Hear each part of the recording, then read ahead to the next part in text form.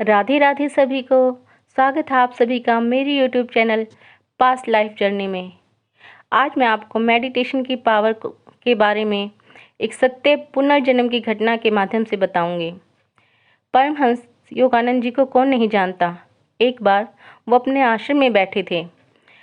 उनके शिष्यों में से एक शिष्य जिसका नाम काशी था, उसने गुरुजी से प्रश्न किया कि गुरुजी, आप तो अंतर्यामी हो, भविष्य को जानने वाले हो, तो कृपया मेरे भविष्य के बारे में भी बताइए। गुरुजी ने कुछ देर तक तो आनाकानी की, लेकिन जब शिष्य नहीं माना तो गुरुजी को बताना ही पड़ा कि तुम्हारी मृत्यु कुछ दिन के बाद तय है।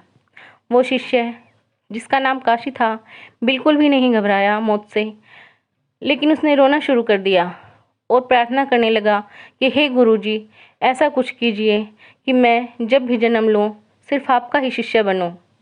मैं अगले जन्म में भी सिर्फ और सिर्फ आपका शिष्य बनना चाहता हूँ। गुरुजी ने कुछ सोचकर कह दिया। उसका स्नेह भाव देखकर बोल दिया कि चलो, भगवान की इच्छा, भगवान ने चाहा तो हम फिर से मिलेंगे, गुरु शिष्य के रूप में ही। दोस्तों, कुछ दिनों के बाद गुरुजी को कहीं बाहर जाना पड़ा, लेकिन उन्होंने काशी को बोल दिया कि काशी, जब तक मैं वापस ना आऊँ तुम इस आश्रम से बाहर मत निकलना। होने को कौन टाल सकता है दोस्तों। उसी दिन काशी के पिताजी वहाँ आए और जिद करने लगे कि यहाँ से चलो, तुम्हारा किसी अच्छे विद्यालय में नाम लिखवाऊंगा, तुम्हें हर भौतिक सुख सुविधा दूंगा। लेकिन काशी बिल्कुल नहीं माना। फिर उसके पिताजी ने कहा कि तुम्हारी माँ बीमार है, उसको देखने के लिए ही चलो, क्या पता वो ठीक हो जाए।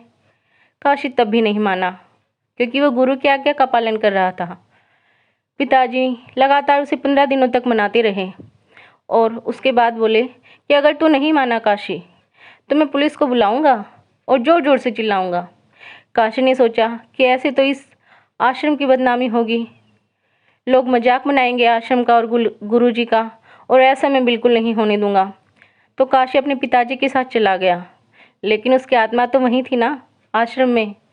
इसलिए जैसे ही उसके पिताजी उसे लेकर गए, उसकी मृत्यु हो गई।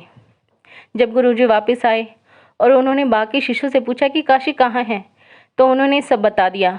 गुरुजी समझ गए कि जो हुआ होगा अब, लेकिन फिर भी कलकत्ता के लिए दौड़ी दौड़ी गए और उनके पिताजी से मिले।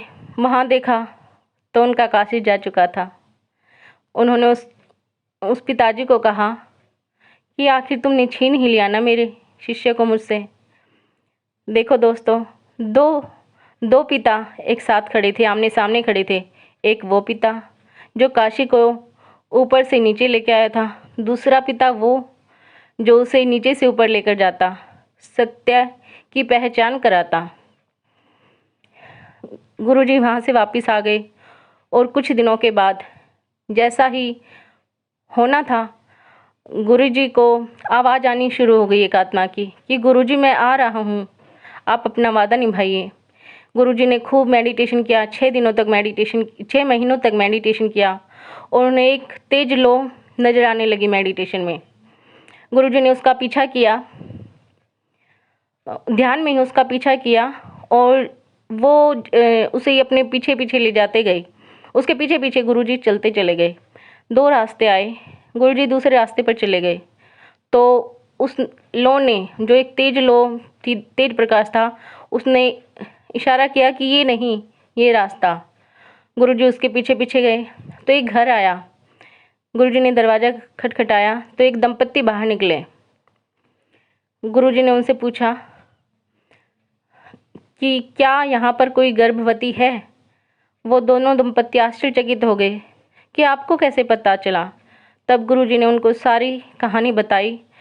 वो दंपत्ति दोनों बहुत खुश हुए कि ऐसी पवित्र आत्मा हमारे घर जन्म लेगी। गुरुजी ने कहा, हाँ, जो तुम्हारे घर जन्म लेगी वो मेरा ही शिष्य काशी होगा। उसके बाल घुंघराले होंगे, चौड़ा माथा होगा, उसके बारे में सब बता दिया। और दोस्तों, कुछ दिनों के बाद, कुछ महीनों के बाद वही हुआ। काशी ने फिर से जन्म लिया और जैसे ही जन्म लिया, उस माँ बाप ने भी अपना फर्ज निभाया और गुरुजी को बताया और गुरुजी अपने शिष्य से फिर से मिले।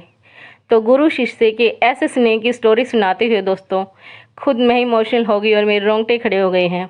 आपको कैसा लगा ये स्टोरी सुनकर ज़रूर बताइए। अगर अच्छी लगी हो तो लाइक, सब्सक्राइब और कमेंट ज़रूर कीजिए। और एक बात याद रखिए, सिर्फ शरीर मरता है, आत्मा हमेशा रहती है। बाय।